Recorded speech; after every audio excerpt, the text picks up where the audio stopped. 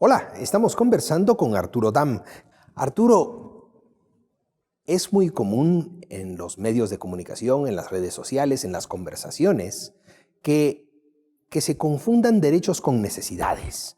Hay necesidades muy apremiantes, muy importantes, que la gente cree que son derechos. ¿Cuál es la diferencia entre derechos y necesidades? Bueno, primero que nada, Luis, que las necesidades requieren del satisfactor para satisfacerlas. Yo tengo hambre, es una necesidad, requiero de los alimentos para poder quitarme el hambre.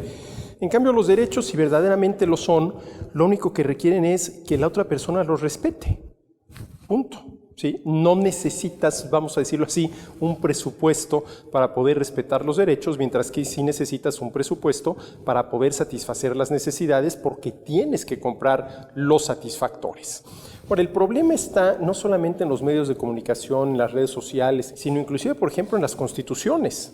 En la Constitución Política de los Estados Unidos Mexicanos se dice textualmente que la persona tiene derecho, por ejemplo, a una alimentación suficiente, nutritiva y de calidad. Y luego agrega, el Estado lo garantizará. ¿Sí? Claro, ¿qué es lo que va a hacer el Estado? Satisfacer una necesidad, darle de comer al hambriento. ¿Sí? La persona tiene derecho a una alimentación nutritiva, suficiente y de calidad. Si además se dice el Estado lo garantizará, pues ahí lo que el Estado está asumiendo es una responsabilidad positiva, darte de comer. Ahora, aquí la pregunta, Luis, interesante es si hay una manera más o menos objetiva de definir qué es un derecho, para poder diferenciarlo, por ejemplo, de una necesidad o todavía más grave, de un interés. Y yo creo que sí, mira, un derecho es todo aquello que para una determinada persona le permite exigir el cumplimiento de una obligación de parte de un tercero. Y yo creo que los derechos los podemos definir en función del tipo de obligación que generan, y hay dos tipos de obligación fundamentales, negativas y positivas. A ver, ¿cuáles son los derechos a los que les corresponde una obligación negativa? Lo que yo llamo los derechos naturales, el derecho a la vida, el derecho a la libertad, el derecho a la propiedad. Mi derecho a la vida supone de todos los demás una obligación negativa, ¿cuál? No matarme. Mi derecho a la libertad supone de todos los demás otra obligación negativa, no secuestrarme.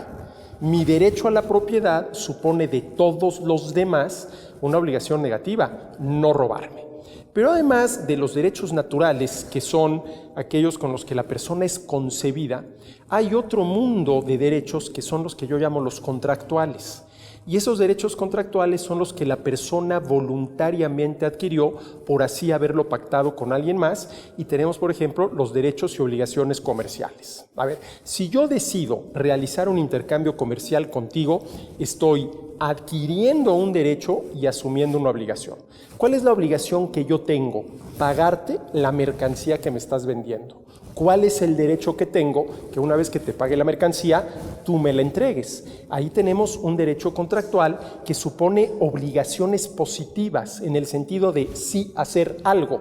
Yo te tengo que pagar como comprador la mercancía y tú como vendedor me la tienes que entregar. Estamos obligados por ese pacto que convinimos los dos a hacer algo. Ahora, volvamos, por ejemplo, al derecho a la alimentación. ¿Tenemos o no tenemos derecho a la alimentación?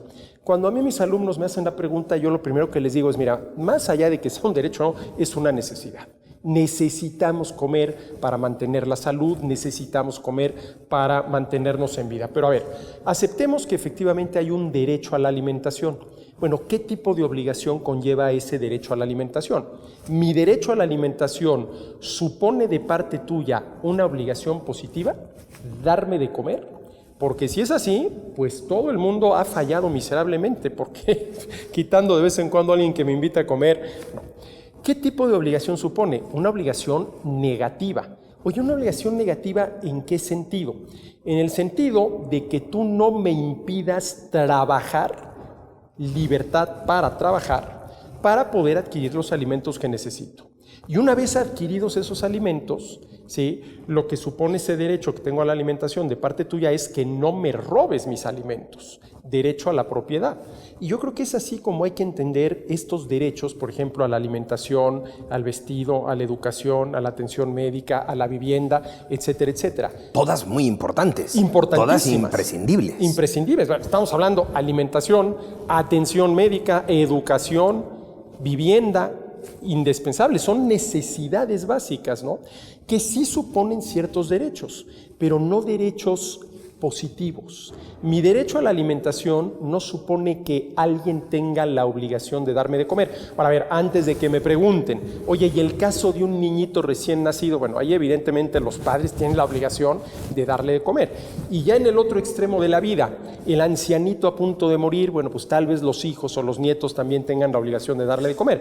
Pero, por ejemplo, tu caso o el mío, que no estamos en ninguno de esos dos extremos, ¿no? Que no somos ni el niñito recién nacido, ni el ancianito que ya no se puede valer por sí mismo. ¿Alguien tiene la obligación positiva de darnos de comer? Pues no, ¿sí? Porque eso supondría, ¿sí?, obligar a alguien a ayudar a alguien más. Y esa ayuda, y ojalá y fuéramos mucho más solidarios, tiene que ser voluntaria, Luis. En el momento en que tú la impones, deja de ser virtuosa, deja de tener algún tipo de valor ético. Y esto, Luis, nos lleva nuevamente a esta confusión que hay entre derechos y necesidades.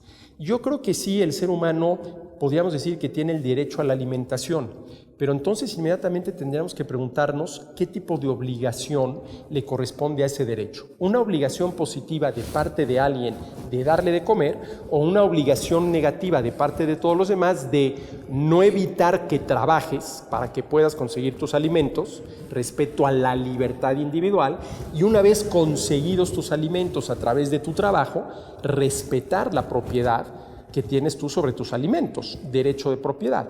Y yo creo que es así como hay que entender los derechos, Luis, pero hoy en día se entienden totalmente distinto. Hoy las constituciones están llenas de derechos a la alimentación, a la educación, a la atención médica, a la vivienda digna, etcétera, etcétera, etcétera, que suponen una obligación positiva por parte del Estado. Si a mí el Estado, ¿sí?, sacándolo de la nada como por un arte de magia, pudiera darme todo esto, alimentación, vestido, calzado, vivienda, hombre, qué bueno, pero el problema es que si a mí el gobierno me da de comer, ¿a quién le está quitando la comida? A alguien, porque al final de cuentas, ojo, ningún gobierno puede darle todo a todos, por lo tanto solamente le da algo a algunos.